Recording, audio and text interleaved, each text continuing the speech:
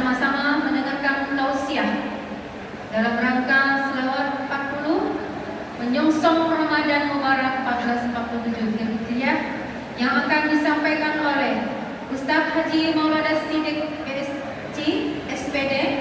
Selanjutnya 10 menit ke depan akan disampaikan pula oleh Ustaz Haji Anas Said Azomi SPD. Kepada Ustaz kami silakan. Assalamualaikum warahmatullahi wabarakatuh.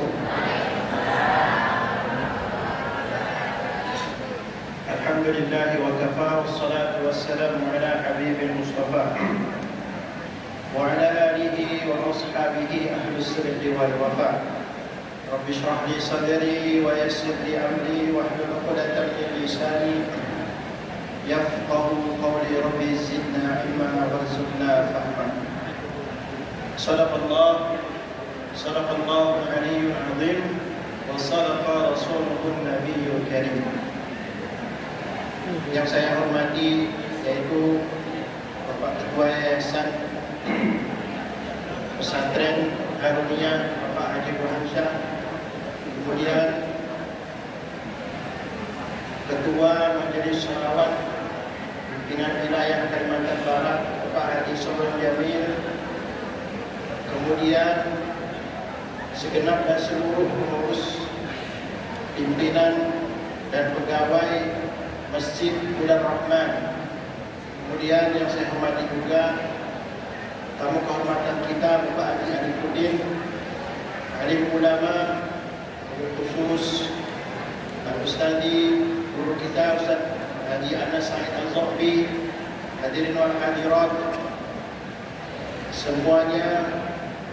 Mohon maaf tidak bisa disebutkan namanya satu persatu berhubung waktu yang mepet dan hanya diberi waktu 10 menit saja, tidak bisa disebutkan nama yang satu persatu, tapi insyaAllah kita adalah hamba-hambanya yang akan dimuliakan dunia dan akhirat. Amin ya rabbal alamin.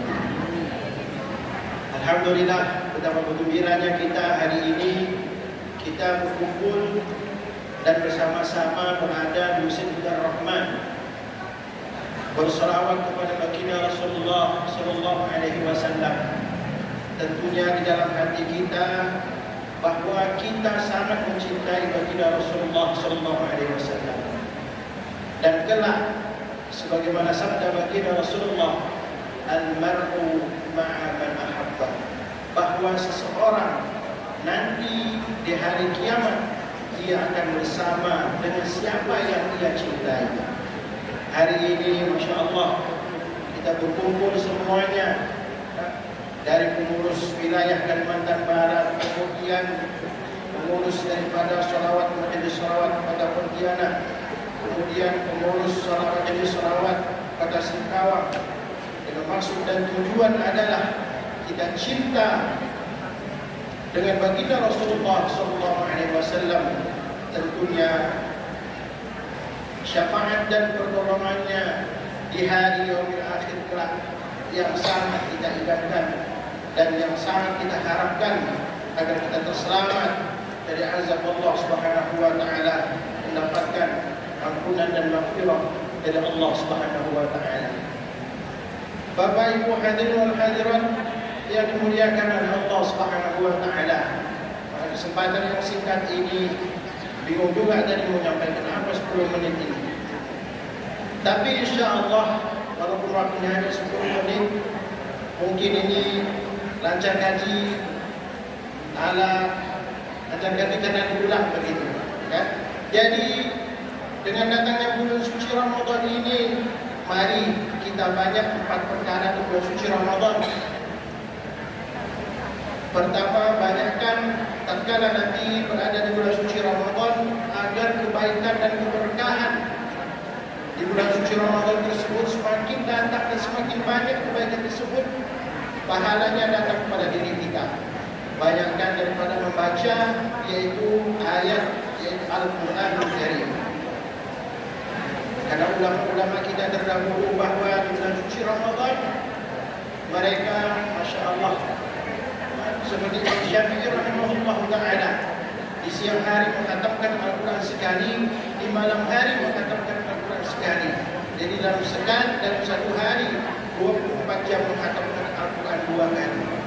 Berarti kalau Ramadan 30 hari, berarti Imam Syafi'i rahimahullah ta'ala menghatamkan Al-Quran sebanyak 60 kali. Kalau kita nggak bisa misalnya 1 juz Pak, 2 juz, nggak bisa 2 juz, 3 juz. Tapi kita usahakan bagaimana kita memperbanyak, yaitu membaca ayat suci Al-Quran di bulan suci Ramadan. Karena bulan suci Ramadan adalah syahrul Quran, disebut juga yaitu bulan Al-Quran. Yang kedua adalah bagaimana di bulan suci Ramadan kita juga memperbanyak salawat kepada baginda Rasulullah Sallallahu Alaihi Wasallam sebagai bukti cinta kita kepada baginda Rasulullah. Saya dulu waktu kuliah di Jamiah Darul Ulum Zakaria Sekmar di Johannesburg. Jadi setelah pada asar itu biasanya ada satu mahasiswa ke depan dia baca hadis. Satu hadis yang beliau bacakan saya ingat. Barang siapa yang membaca salawat seperti ini, Allahumma salli ala Sayyidina Muhammadin abdika wa nabiyika wa rasulika nabiyil ummi, di hari Jumat 80 kali, maka 80 tahun dosanya akan diampuni oleh Allah Subhanahu wa taala. Apalagi kita sudah memiliki yaitu buku salawat 40, salawat kepada baginda Rasulullah Sallallahu Alaihi Wasallam. Wabil khusus di hari Jumat kita perbanyak salawat kepada baginda Rasulullah Sallallahu Alaihi Wasallam. Yang ketiga yaitu perbanyak sedekah. Rasulullah sabdakan, ittaqun nar walau bisyiqqi tamrah. Takutlah api neraka jahanam walaupun kau hanya bisa memberikan separuh daripada kurma. Gak mungkin ketika kita memberi bukaan kepada tetangga atau kepada keluarga hanya separuh daripada kurma. Tapi ini minimal buatlah kebaikan tersebut, sedekahlah walaupun hanya sedikit sebagai bukti kau takut akan api neraka jahanam. Karena bulan Ramadan kesempatan bagi kita untuk memperbanyak sedekah. Dalam hadis sahabat Bapak Ibu rahimahumullah disebutkan bahwa kedermawanan itu seperti satu pohon di surga. Orang yang memiliki sifat dermawan, maka artinya ia memegang satu ranting yang dari pohonnya di dalam surga, sehingga ia dimasukkan ke dalam surga Allah Subhanahu wa taala. Ia terus memiliki sifat dermawan tersebut. Itu artinya ia berpegang erat dengan ranting yang pohonnya di surga Allah Subhanahu wa taala, sehingga ia pun masuk ke dalam surga. Dan kebakhilan bin pelit bin medit adalah seperti satu pohon di dalam neraka, yang apabila orang bakhil pelit, maka itu artinya ia berpegang dengan ranting yang pohonnya di dalam neraka, sehingga ia pun terus akan dimasukkan ke dalam neraka jahanam. Yang terakhir, mohon maaf kalau tertulis sedikit ini. Yang terakhir adalah banyakkan kita berdoa kepada Allah Subhanahu wa taala. Doa supaya kita ini dosa-dosa kita ini diampuni oleh Allah Subhanahu wa taala. Sudah berapa banyak kita bikin dosa kepada Allah Subhanahu wa taala. Rasulullah sallallahu alaihi wasallam bersabda, celaka orang yang mendapati Ramadan falam yughfarlah. Orang yang mendapati bulan suci Ramadan tapi ternyata dosanya tidak diampuni oleh Allah Subhanahu wa taala. Karena apa? Karena dia main-main, ibadahnya enggak sungguh-sungguh, doanya enggak sungguh-sungguh kepada Allah Subhanahu wa taala. Kalau dosa kita sudah diampuni oleh Allah Subhanahu wa taala, Masya Allah, ini adalah merupakan kesuksesan yang luar biasa. Wa may yuti'illah wa rasulahu faqad faza fawzan 'azima. Siapa yang taati Allah dan Rasulnya, yang mendapati ampunan Allah Subhanahu wa taala, maka dia adalah orang yang benar-benar mendapatkan kejayaan, kebahagiaan dan kesuksesan di akhirat. Bapak Ibu hadirin dan hadirat yang dimuliakan oleh Allah Subhanahu wa taala.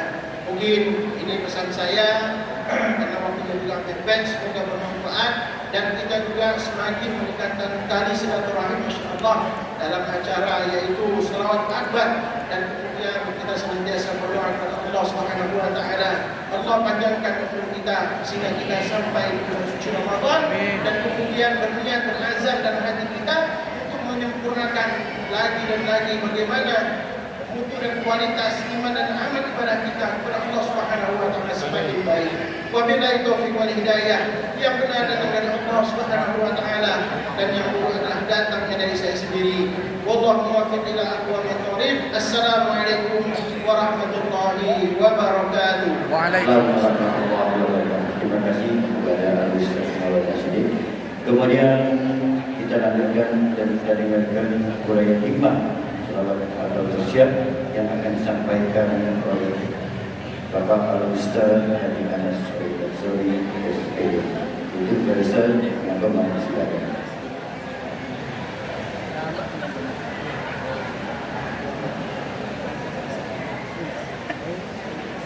Assalamualaikum warahmatullahi wabarakatuh.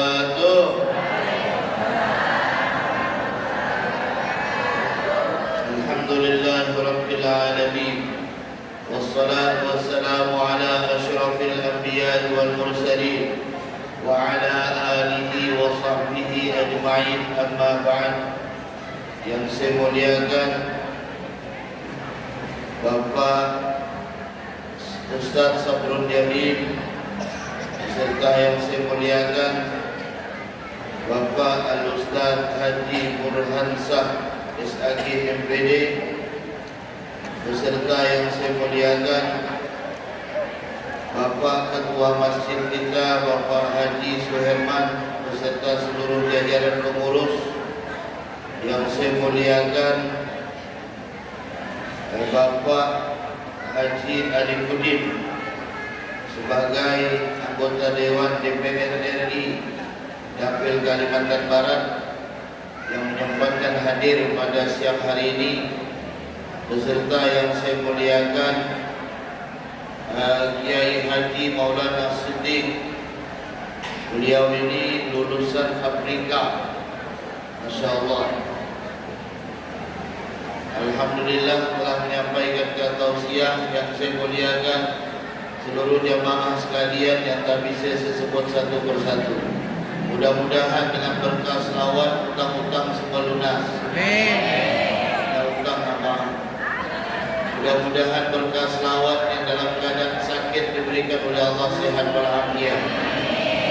Mudah-mudahan berkah selawat yang dikembangkan oleh orang tua kita, ya, Ustaz Mahmud Syafi'i, kemudian Datuk Kiai Haji Muhammad Yunus Mohan, menjadi amal di dalam kubur beliau dan kebaikan di dalam kubur beliau, serta selawat ini tidak henti sampai nanti kita meninggal dunia.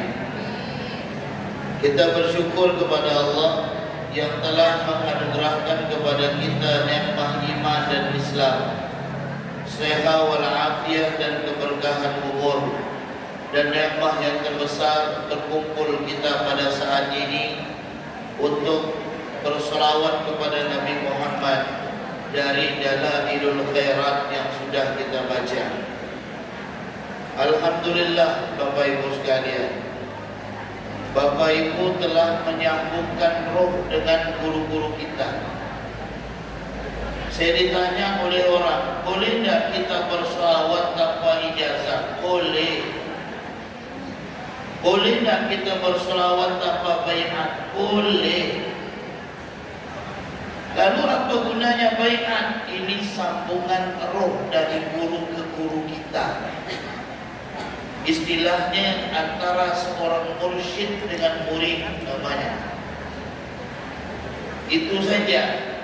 Tapi sambungan roh inilah yang menyambung kepada Rasulullah Sallallahu Alaihi Wasallam. Ibaratnya saya membaca sholawat tadi Dalailul Khairat, saya mengambil ijazah dari Kiai Haji Jalaluddin. Beliau diterima daripada ayahnya Kiai Haji Abdul Syukur Badri, atau kita namakan Ustaz Mukhlis, sampai kepada Abi Abdullah Sulaiman Al-Jazuli. Demikian. Jadi roh kita itu tersambung. Ini pernah dibaca oleh si fulan mengijazahkan ke si fulan, dibacakan lagi. Itulah tujuannya. Nah, jadi Bapak Ibu kalau mau ambil ijazah, ya ambillah.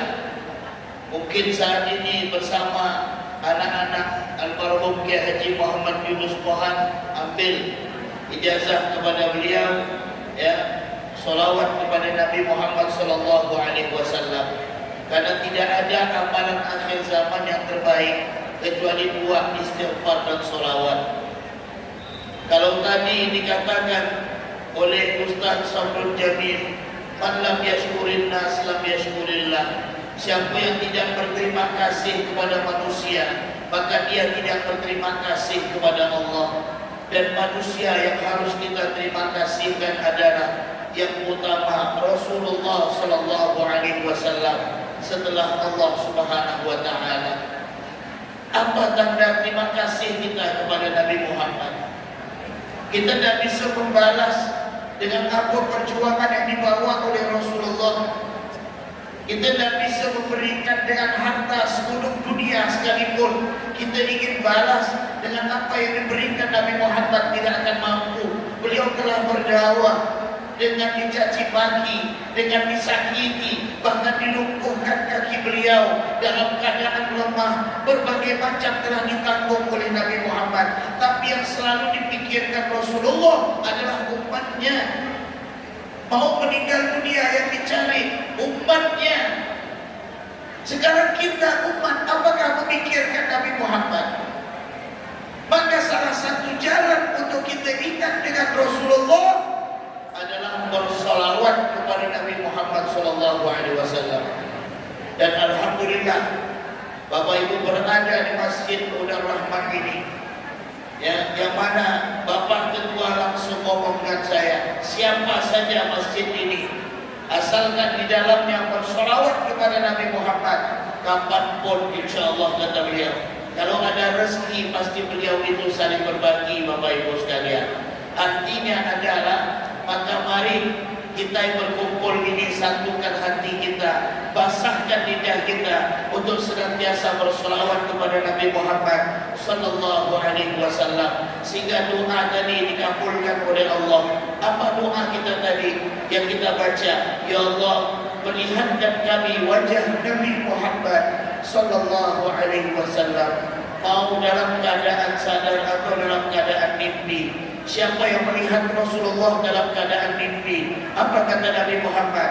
Man ra'ani fil manam fasayarani fil yaqظah wa la yatabattalu syaitanu bi. Siapa yang melihat Rasulullah dalam keadaan mimpi, pasti mereka akan melihat Nabi Muhammad dalam keadaan nyata. Syaitan tidak bisa menyerupai wajah Nabi Muhammad sallallahu alaihi wasallam. Mudah-mudahan yang di daerah kita, khususnya kota Pontianak ini, akan bergema majlis-majlis yang menggaungkan salawat kepada Nabi Muhammad sallallahu alaihi wasallam.